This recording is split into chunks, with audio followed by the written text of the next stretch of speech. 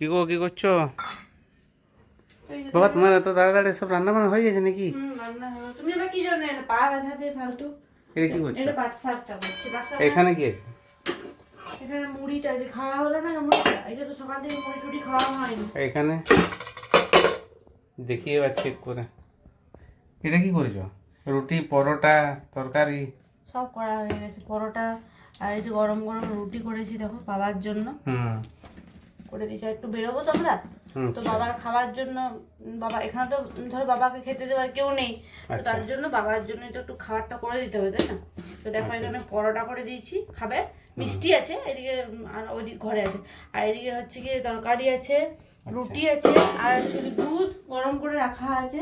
সব কিছু গাইস, একটা মেয়ের যে দায়িত্ব থাকে, তাই না, যে সংসার সামলে সবকিছু আমরা যেহেতু আজকে বাইরে বাইরে কি জন্য যাবো সেটা আমি বলি তোমার। তোমরা দাদা ভাই বিগত 2-3 বছর ধরে হচ্ছে কি পায়ে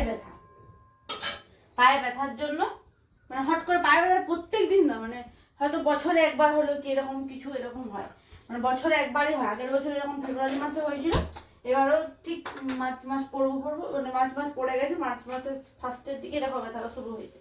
তো এক্সরে সবে করানো হয়েছিল, কিন্তু কোনো রিপোর্টে কিছুই আসেনি, তাই না? হ্যাঁ, রিপোর্টে তো কিছু আসেনি। তো আমার মনে হয় যে বাত টাইপের কিছু হতে পারে, তো একবার দেখিয়ে নেওয়া ভালো। তো ওই জন্য এখন আমি যাবো বাপের বাড়ি বাঁকুড়াতে ডাক্তার দেখাতে, তোমার দাদা ভাইকে নিয়ে। আর হচ্ছে কি এখন আমি তাড়াতাড়ি করে সবকিছু রান্না বান্না করে নিয়েছি, এবার ভাত খাবো। ভাত খেয়ে জাস্ট ফ্রেশ হয়ে এবার বেরিয়ে পড়বো। শুনছিলাম যে বিকেল দিকে নাকি জল ঝড় হতে পারে, তা জল ঝড় হলে তো বেরোনো যাবে না, ঠান্ডা বাতাসও দিবে। আর তোমার দাদা পাটা এতটাই পরিমাণে ফুলে গেছে যে কি বলবো, মানে তোমার ওই যে পাটা দেখো ফুলে গেছে পুরো। তো কি বলবো, ওই যাওয়া যাবে না, আস্তে আস্তে যেতে হবে। তো যখন আমি ভিডিও করছিলাম, রিং লাইটটা এখানে আছে, সবকিছু বাগিয়ে করছি, রান্না আমার পরিষ্কার করে বাবার রান্না বান্না করে নিছো? হ্যাঁ, রান্না বান্না করা হয়েছে, ঘরে আছে। ওই দেখি চলো। চলো দেখাচ্ছে। এখানে পার্সা হয়ে গেছে,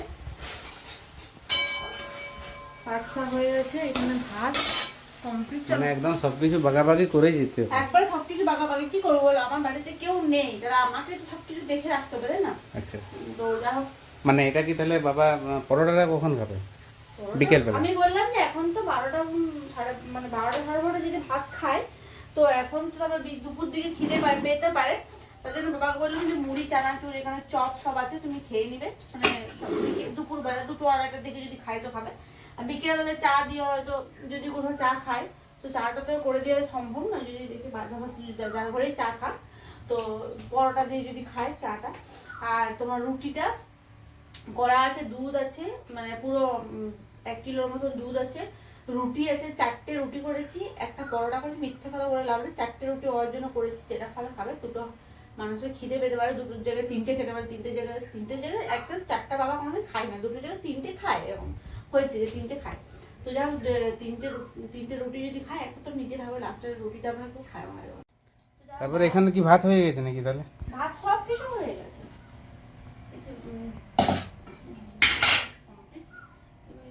ওটা বাসন আছে, বাসনগুলো বেটু তো স্কুল থেকে এলো, সকালে দুধ গরম করে দিয়েছি, রান্না করতে করতে করা হয়ে গেছে। এবার খাওয়া দাওয়া করবো, খাওয়া দাওয়া করে ফ্রেশ হয়ে বেটুকে রেডি করে তারপর আমরা বেরোবো আস্তে আস্তে। ঝামেলা কিছু বাবারও চিন্তা থাকবে না, কালকে আস্তে আস্তে হয়তো একটু বেলা হতে পারে, মানে 8টা 8:30 বেজে যাবে। তাহলে এটা কি করেছো? ঢেঁড়স সকালে বেটু কবে থেকে বলছিল ঢেঁড়স খাবে। আর এটা হ্যাঁ, এখানে কি আছে? ওটা হচ্ছে কি তোমার সজনে ডাঁটার তরকারি। আচ্ছা, এখানে রেখেছো মানে দুধ নাকি? কম করে রাখা আছে দুধ। দুধে ঠান্ডা করতে দিলাম, বলে একটু ঠান্ডাটা হোক, চিনিটা দিয়ে দিতে হবে, কারণ থাকবো না তো, বাবা অত পারে না করতে। চিনিটাও দিয়ে দেবো। এই যে বেটু স্কুলের টিফিন বার করলাম, স্কুলের ড্রেস বার করলাম। তো এবার এখন গাইস খাবো, চলো ঝটপট করে ছোট একটা মিনি ব্লগ তোমার সাথে শেয়ার করলাম, কেমন লাগছে অবশ্যই মানুষ জানিও। চলো দেখা হচ্ছে নেক্সট আরো ছোট ভিডিওতে। আর হ্যাঁ, তুমি তোমার দাদা ভাইয়ের ডাক্তারটা দেখিয়ে আসি, কি বলছো না বলছো, নেক্সট তোমার রিপোর্টে যারা হচ্ছে। টাটা।